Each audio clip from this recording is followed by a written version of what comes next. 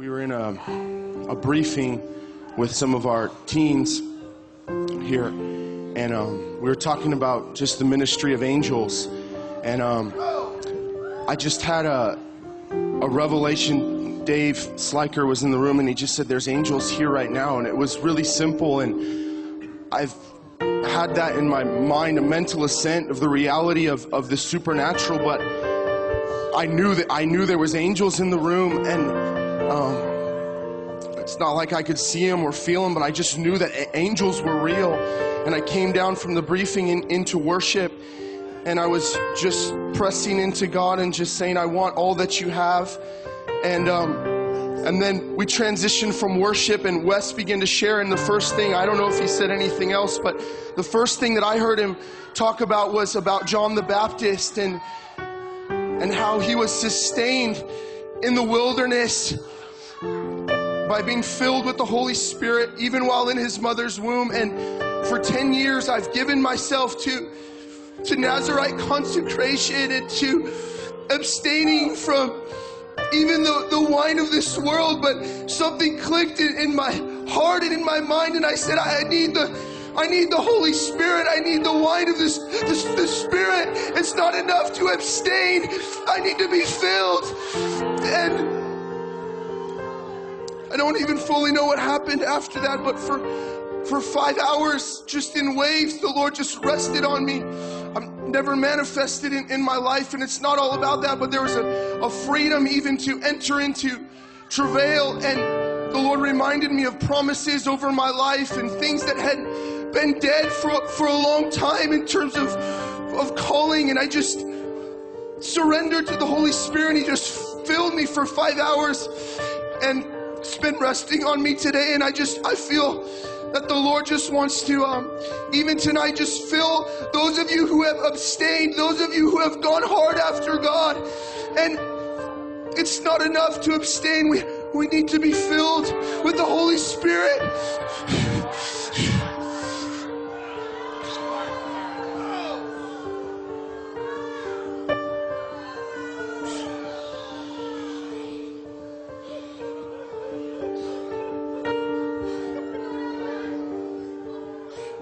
Wes, let them know this was the class. We were in a university IHOP U class.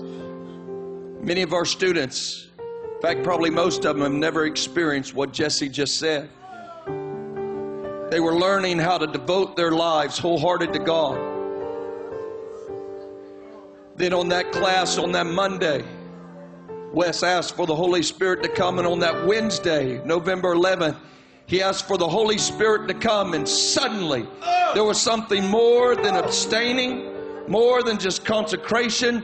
Suddenly the Spirit broke in, and that wind filled their sails, and suddenly He broke out in ways we've never experienced. Students came down from the classes from the 3rd and 4th year. They came down, and at first they were aggravated. What are these students doing this at 9 a.m. in the morning? And suddenly the power of God gripped them, and they knew they needed the Holy Spirit. Suddenly it just began to take root all day long. We need the Holy Spirit. We've got to have more of God. We can't fulfill the 1st and 2nd commandment without the escort of God on the human heart to take us into His presence, to bring to us all that Jesus said and did, and to manifest it in us. Beloved, God is doing this. God is doing this. I know this man, Jesse Engel. He doesn't give himself to flakiness. He wants God and the Lord moved upon his heart. This is a profound revelation that's so simple. Christianity is a supernatural religion from beginning to end. You're not only saved supernaturally by the cross, you are filled supernaturally for sanctification. You can't get there on your own. So right now, just open your heart up. Open your heart up. Many of you have been kicking against the goads. You've been trying with all your might, striving to get into a room you're already in. You just need to open your heart up wide and ask for the Holy Spirit to fill you.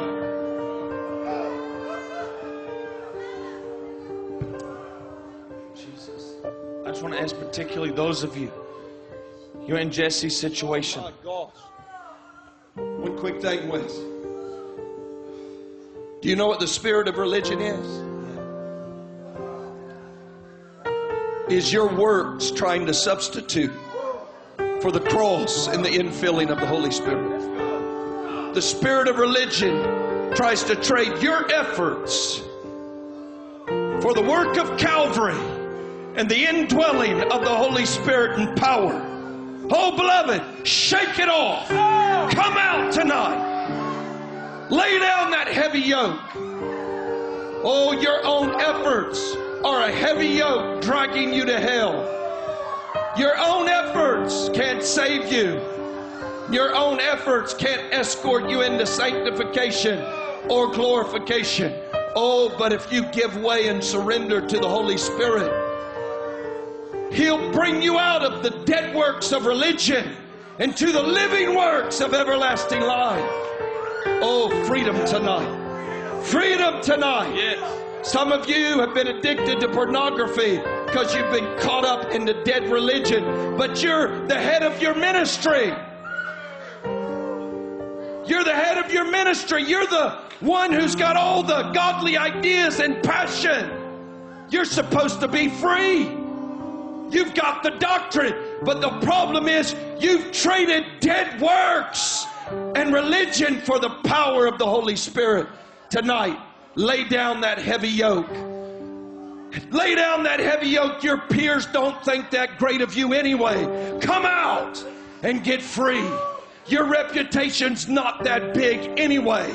Only 3 people know you and they don't think that highly of you anyway. Lay it down. Oh, come into the river of the Holy Spirit, where Jesus said, if you believe, you shall receive the Holy Spirit, and rivers of living water will come up from your belly unto everlasting life. Oh, get free tonight. Get free tonight. Come out of religion.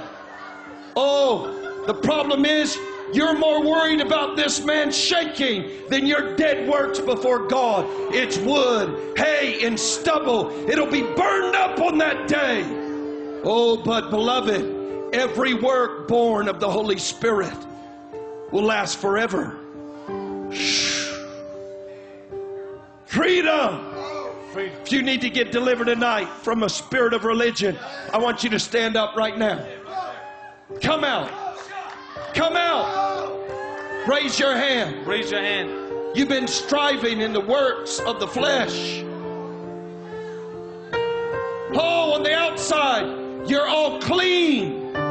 Whitewashed sepulchres on the outside, clean. But on the inside, you're full of dead men's bones and all corruption. You see, your whitewashed reputation doesn't save you from clicking on the internet and visiting that porno site. It doesn't save you from the anger at your children or your wife that you demonstrate on a regular basis. It doesn't save you from fear and condemnation. You see, there's only one thing that saves. That's the work of Calvary. And there's only one thing that delivers you from the spirit of the age, and that's the work of the Holy Spirit in you. Oh, get free tonight. Get free tonight.